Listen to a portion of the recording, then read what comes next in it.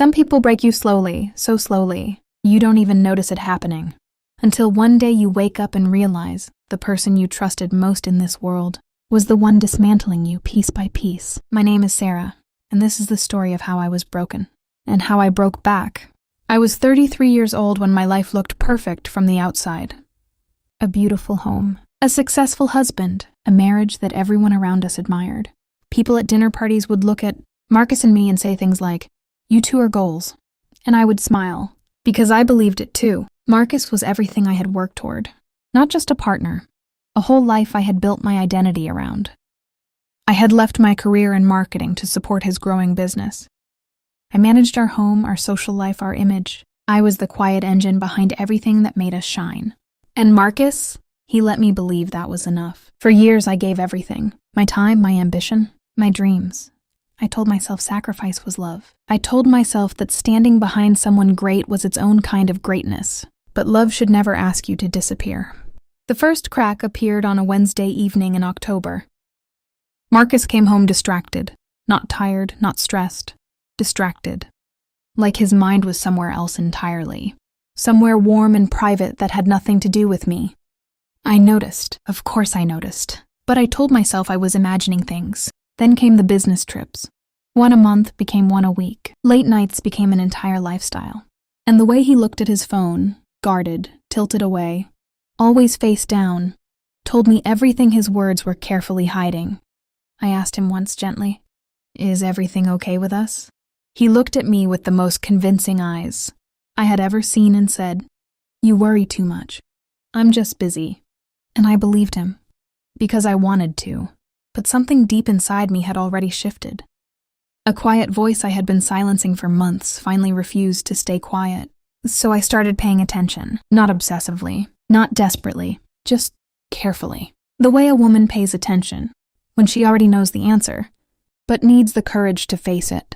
And what I found shattered the life I thought I had. But it also, slowly, painfully, beautifully, set me completely free. Her name was Claudia. She was a junior partner at the firm Marcus consulted for.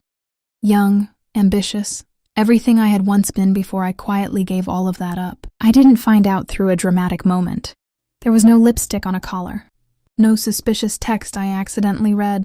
It was a receipt. A hotel receipt I found tucked inside the inner pocket of a blazer. I had taken to the dry cleaner.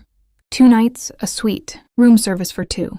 On a weekend, Marcus had told me he was at a conference in Seattle. I sat on the edge of our bed for a very long time holding that small piece of paper. I didn't cry. I couldn't. The pain was too deep for tears. It had gone somewhere below that. Somewhere quiet and cold and very, very still. That night, I made Marcus his favorite dinner. I set the table. I lit the candles. And when he walked in and smiled at me, that easy, comfortable smile of a man who believes he has everything under control, I smiled back. Inside, I was already building something he couldn't see. Over the next 3 weeks, I gathered everything quietly. I wasn't looking for ammunition, and I was looking for the truth. And the truth revealed itself generously. Hotel stays that matched his conference weekends. Dinner reservations at restaurants he had never taken me to. A piece of jewelry. Purchased, delicate gold earrings, that never appeared in our home. Every discovery felt like a door slamming. But I didn't fall apart. I documented. I organized. I prepared. The emotional shift happened on a Tuesday night when I was sitting alone in our kitchen at 2 a.m. Marcus was working late again. The house was silent. And I looked around at everything. The home I had built. The life I had carefully maintained, and I thought, he didn't just betray me. He let me shrink myself for years, while he was expanding his life in secret. That thought didn't break me. It rebuilt me. I called my sister the next morning. Then a lawyer friend. Then my old boss, who, to my absolute relief, told me my position had been filled but a new one had just opened. Same salary, better title. I said yes before she finished the sentence. I said nothing to Marcus. Not yet. I kept smiling, kept cooking dinner, kept being the perfect, quiet, invisible wife he had grown so comfortable taking for granted. But I was no longer disappearing. I was preparing. The moment I had been waiting for came at Marcus's company anniversary dinner. A formal event, colleagues, partners, clients. The kind of evening where reputations are worn like clothing. Claudia was there. I had known she would be. I had prepared for exactly that. I did not make a scene. I want to be very clear. I did not come to destroy an evening or embarrass anyone publicly. That was never who I was. But I had spent 3 weeks quietly speaking to 2 people in that room. People who mattered. People who had influence over Marcus's most important business relationships. I had shared the truth, not as gossip, not as revenge, but simply as truth. Calmly, with documentation. By the time Marcus gave his confident, charming speech that evening, the kind of speech that had always made rooms applaud, 2 of the most important people in that room already knew exactly who he was. The professional consequences unfolded over the following weeks, quietly, systematically, a contract not renewed, a partnership reconsidered, whispers in rooms Marcus had always felt safe in. He came home one evening and looked at me differently, like he was finally seeing something he had missed for a long time. "Did you do something?" he asked. I looked at him calmly. I just told the truth. 2 months later, I had moved into my own apartment, clean, bright, entirely mine. I had started my new position. I was rebuilding, not from scratch, but from strength. Marcus tried to reach me several times.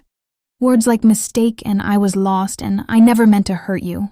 I listened once. Then I let the silence do the rest. Because here is what I learned through all of it. The pain. The waiting, the rebuilding. The most powerful thing a woman can do is refuse to collapse. He broke me. Truly deeply broke me. And I will not pretend that didn't happen. There were nights I sat on my bathroom floor and cried until I couldn't breathe. There were mornings I didn't recognize the woman in the mirror. But broken things, when they heal stronger than before. He thought breaking me was the end of my story. It was only the beginning.